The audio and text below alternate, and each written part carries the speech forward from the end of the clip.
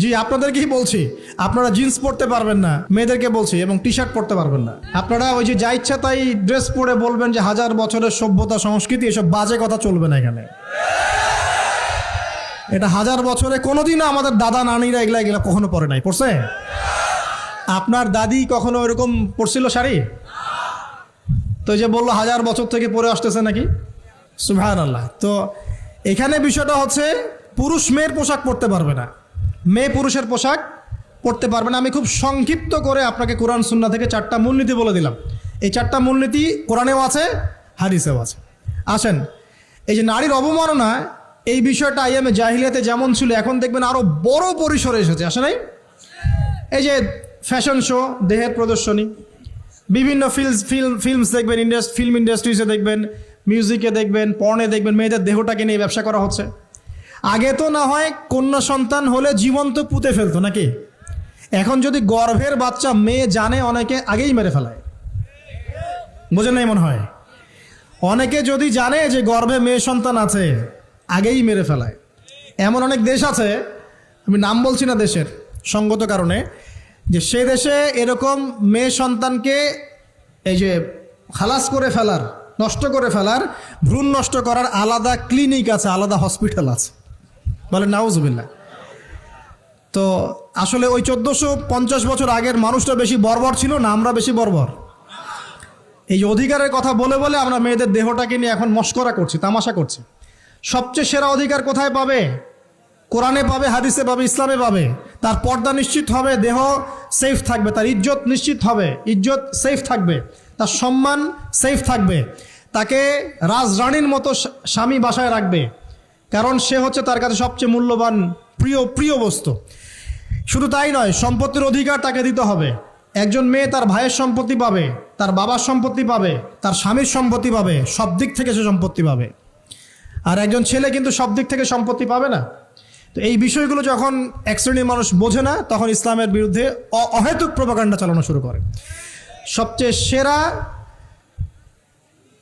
সম্মান রক্ষার উদাহরণ দেয়া হয়েছে ইসলামে, কোরআনে এবং হাদিসে। এই কথাটা আপনাদের মা বোনদেরকে বোঝাবেন, তবে নম্রতার সাথে বোঝাবেন, কারণ উচ্চবাচ্য করলে তারা কথা শুনবে না। কারণ আল্লাহ রাসূল সাল্লাল্লাহু আলাইহি ওয়াসাল্লাম বলেছেন, কিছুটা বাঁকা হাত দিয়ে তাদেরকে তৈরি করা হয়েছে। যদি আপনি শক্ত করে চাপ দিতে যান তাহলে ভেঙে যাবে, আর যদি আপনি ওই অবস্থায় ছেড়ে দেন তাহলে বাঁকাই থেকে যাবে। এখানে আপনাকে হিকমা অবলম্বন করতে হবে। আল্লাহ পাক তৌফিক দান করুন। একটা বিষয় বলছিলাম, ওই যে শিরকের পাপ এখন গ্লোবালাইজেশন হয়েছে না, ওই সুদের পাপ এখন গ্লোবালাইজেশন হয়েছে না। গ্লোবালাইজেশন বোঝেন? মানে বিশ্বায়ন, পুরো বিশ্বে ছড়িয়ে পড়েছে না। আর একটা হচ্ছে এই যে মেয়েদের অবমাননা, এটা সারা বিশ্বে ছড়িয়ে পড়ে নাই? আচ্ছা, আর দুটা বলবো, এরপর বলে আমি শেষের দিকে যাচ্ছি। আসেন, একটা হচ্ছে মাদক। আইয়ামে জাহিলিয়াতের অন্যতম সেরা পাপ ছিল কি? মাদক। ওই যে বলছেন জাহিলি যুগ, কেন বলছেন জাহিলি যুগ? বিকজ ওইখানে মাদক খেত মানুষ বেশি। এখন বলেন, ওখানে না হয় মক্কায় মাদক খেত মানুষ, এখন সারা বিশ্বে মাদক ছড়িয়ে পড়ে নাই?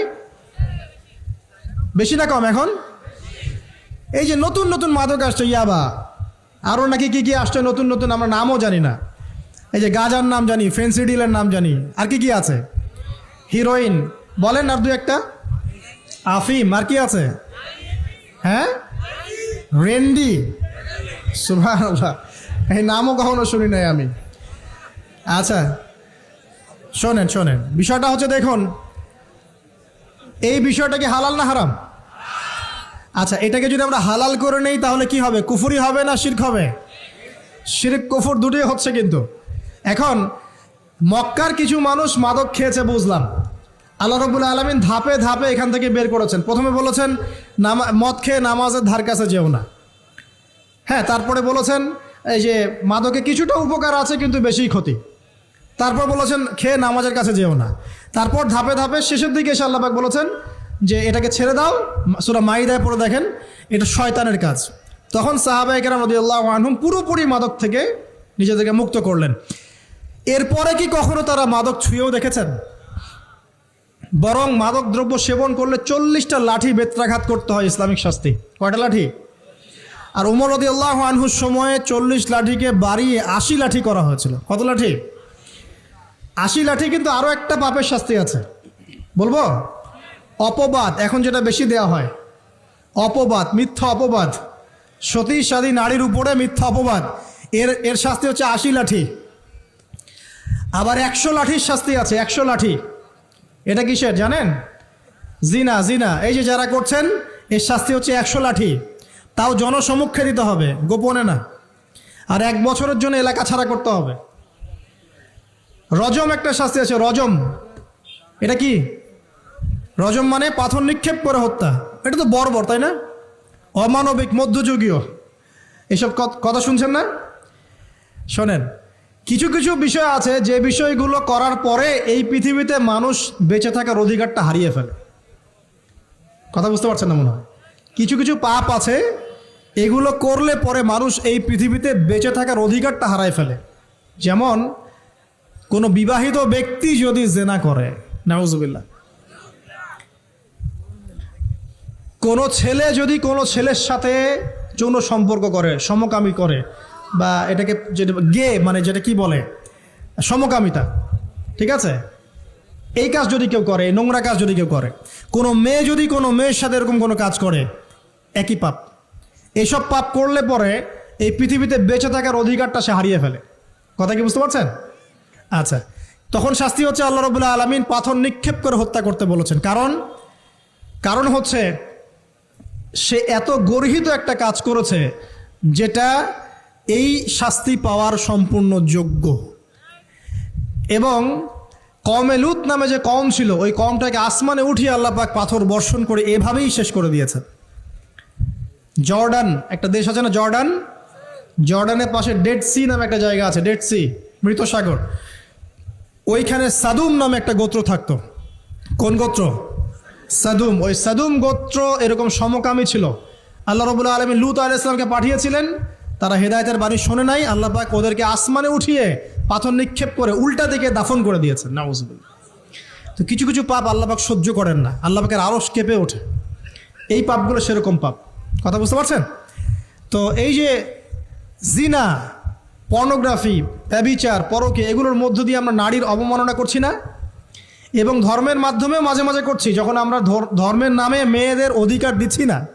অনেকেই সম্পত্তির অধিকার দিচ্ছেন না, অনেকেই শিক্ষিত করছেন না, অনেকেই আরও যৌতুক নিচ্ছেন না, যৌতুক নিচ্ছেন না অনেকেই। যে বিয়ের সময় যৌতুক নেয়, এটা তো মেয়ের উপর, মেয়ের পিতার উপর টর্চার করা, সম্পূর্ণ হারাম, সম্পূর্ণ হারাম। তারপরে দেখবেন, রিপোর্টগুলো পড়ে দেখবেন যে এই বছর 2000 কত, এটা 22, এই 22-এই গভর্নমেন্ট রিপোর্ট অনুযায়ী নিবন্ধিত প্রায় 1339টা ধর্ষণের মামলা হয়েছে। তো এটা এখন অ্যাভেলেবল, যে কোনো সব জায়গায় ধর্ষণ হচ্ছে, এখন অ্যাভেলেবল। মানুষ এটাকে স্বাভাবিক মনে করছে, এখন নর্মাল ধর্ষণ হতেই পারে, মানুষ এখন এমন মনে করছে। প্রত্যেক দিন পেপার খুলবেন, দেখবেন রেপের খবর, প্রত্যেক দিন খবর শুনবেন ধর্ষণের খবর। আর সব খবর তো আসে না, আসে হয়তো 10%, 20%, 30%, বেশিরভাগই আসে না।